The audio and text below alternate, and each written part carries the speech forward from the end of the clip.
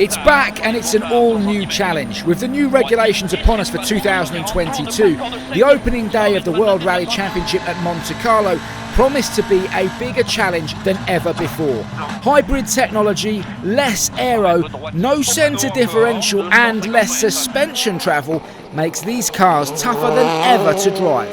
What a way to start the year then, with the return of Sébastien Loeb and Sébastien Ogier, the two masters of Monte going head-to-head in these new cars.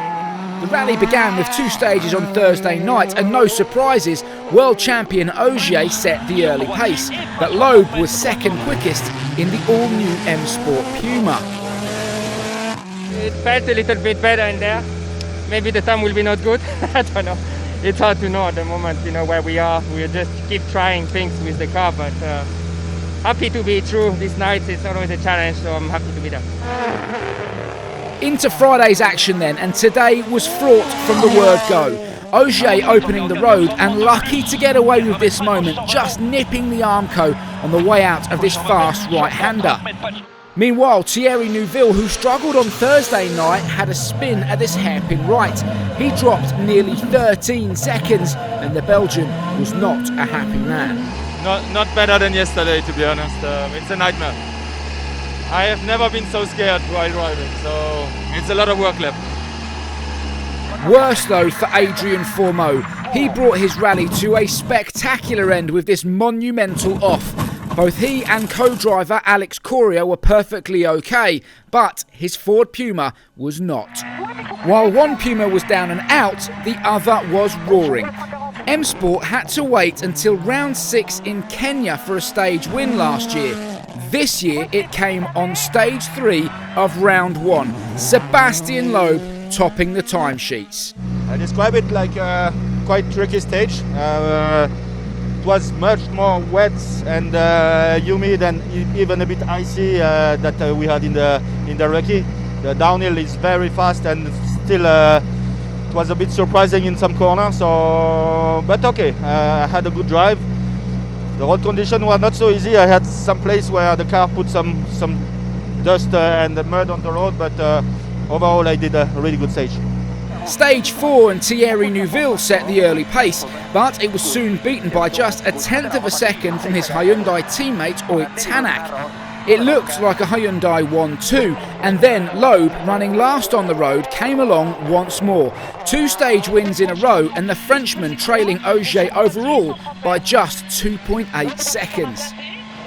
The final stage of the morning loop, and Elfyn Evans made his move.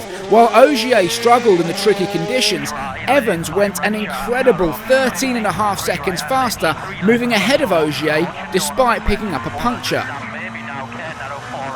Yeah, it's still changing all the time, to be honest. Obviously different tyres, different, everything going on all the time. So it's, it's tricky out there. I didn't feel so good in here, to be honest, but okay. But Loeb was still to come. Could he make it 3 stage wins out of 3? The simple answer, yes. His natural talent for being able to feel how much grip he has to play with is unlike anyone else. A big push, and by the midway point of the day, Sébastien Loeb was leading overall 10.6 seconds clear of Evans in second. A gap he extended to 14.5 with another win on stage 6. I was pushing really hard all the morning, and the car is great. I have a very good feeling with this car, so I continued to push. It was tricky in the ice. My gravel crew made a great job also, so I tried to be flat out from the start to the end. The penultimate stage of the day, but this time it was not Sébastien Loeb taking the honours. It was still a Ford Puma, but Gus Greensmith, who was knocking on the door of a stage win all day, confirmed his first ever WRC stage victory to go 1.4 seconds faster than Ogier. He had to wait until Loeb finished the stage, and his reaction needs no comment. Finally!